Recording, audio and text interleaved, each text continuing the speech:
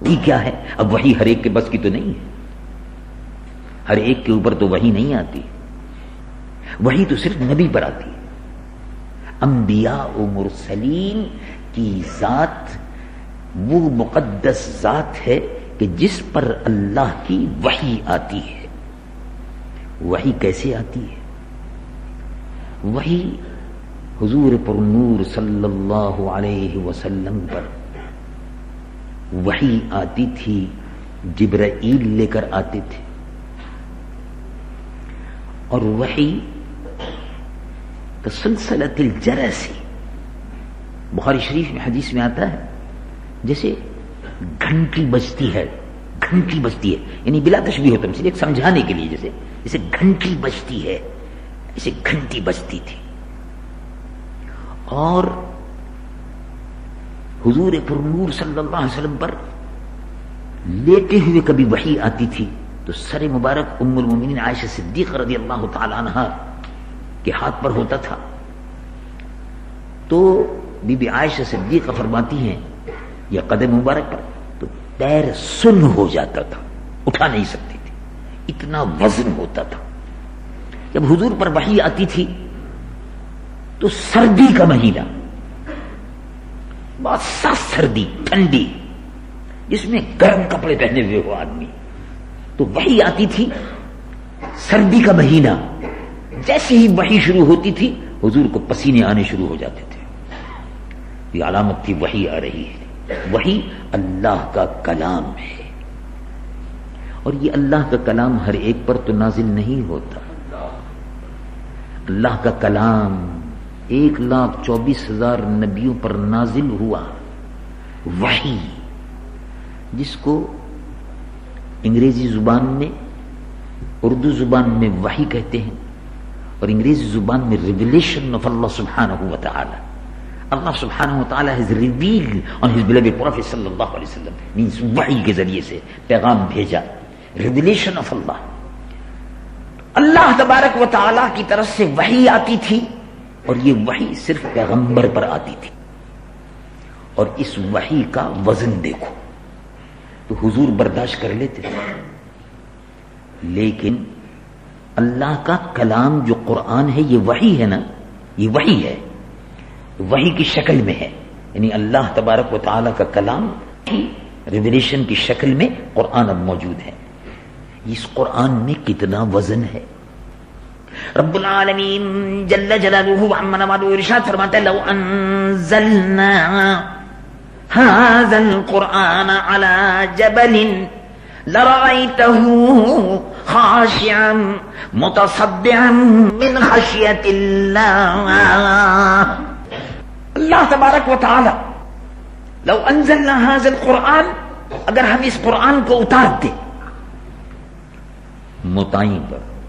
پہاڑ پر، تو تم دیکھتے کہ پہاڑ لرز جاتا، ریزہ ریزہ ہو جاتا، ٹکڑے ٹکڑے ہو جاتا، جسے کہتے ہیں نا اسمیش ہو گیا، پہاڑ ریزہ ریزہ ہو جاتا، ٹکڑے ہو جاتا، اگر قرآن موتائیں پر اتار دیتے تو موتائیں لموتائیں برداشت نہیں کر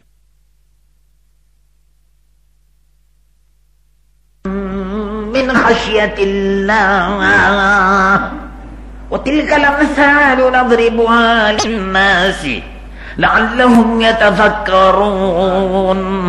اور یہ مثال کے طور پر ہم سمجھانے کے لیے کہہ رہے ہیں، نضربها للناس، مثال کے طور پر ہم سمجھا رہے ہیں تاکہ لوگ ذرا غور تو کریں اور فکر تو کریں کہ خشیت الہی سے، خوف الہی سے لرزہ برندان ہو جائے، پہاڑ ٹکڑے ٹکڑے ہو جائے، پہاڑ قرآن مجید و فرقان حمید جو وحی کی شکل میں اتر رہا ہے اس کو برداشت نہیں کر سکتا۔ اب دیکھیے، جس چیز کو پہاڑ نہیں برداشت کر سکتا اس کو اگر برداشت کیا، جبرائیل بار بار اترتے تھے، وحی لے کر آتے اور بار بار اترتے تھے، اور پورا قرآن قلب مصطفیٰ پر اتر گیا، مصطفیٰ کے دل پر اتر گیا، رسول اللہ کے دل پر اتر گیا، تو رسول اللہ کا دل کتنا مضبوط ہوگا، رسول اللہ کا قلب کتنا برکت والا ہوگا، اور رسول اللہ نے اپنے قلب میں اس کو لے لیا، اور قلب میں لینے کے بعد پھر ہماری اور آپ کے دلوں کو منتقل کر دیا۔ یہی قرآن جس کو پہاڑ برداشت نہیں کر سکتا تھا، اس قرآن کو اب غلامان محمد رسول اللہ کے سینوں میں منتقل ہو گیا۔ ابھی ابھی حافظ شریف دولت صاحب سے اور دوسرے حافظوں سے آپ قرآن شریف سنتے رہتے ہیں، اور اللہ تبارک و تعالی توفیق دیتا ہے اور قبول فرمائے۔ میں بھی سناتا رہتا ہوں رمضان میں بھی رمضانی حافظ ہوں سے۔ تو اللہ تبارک و تعالی کے محبوب صلی اللہ علیہ وسلم کے غلام، ان کے صحابہ اور تابعین کے اولیاء کے غلام، ان کے قدموں کی خان، ہم جیسے لوگ قرآن مجید و فرقان حمید پڑھتے رہتے ہیں، سنتے رہتے ہیں اور سناتے رہتے ہیں۔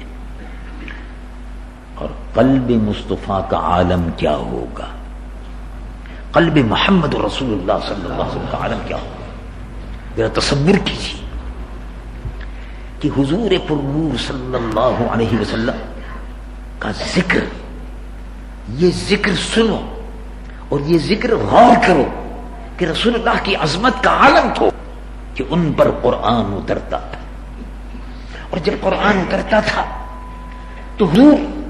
اس کے بعد میں پڑھتے تھے اور روتے تھے، پڑھتے بھی تھے روتے بھی تھے۔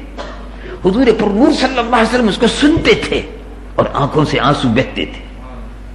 حضور پر نور صلی اللہ علیہ وسلم رب العالمین جل جلالہ عما نوالہ ارشاد فرماتا ہے لن یعنی للذین آمنوا ان تخشع لذکر اللہ وما نزل من الحق، کیا لوگوں کے دل نرم نہیں ہوئے ابھی؟ ان تخشع قلوبہم لذکر اللہ، کہ ان کے دل خشیت الہی سے، خوف الہی سے اللہ کے حضور میں جھک جائے۔ وما نزل من الحق، اور جو اللہ کی طرف سے حق نازل ہو رہا ہے، نازل ہوا ہے۔ تو اللہ تبارک و تعالی جل جلالہ عما نوالہ نے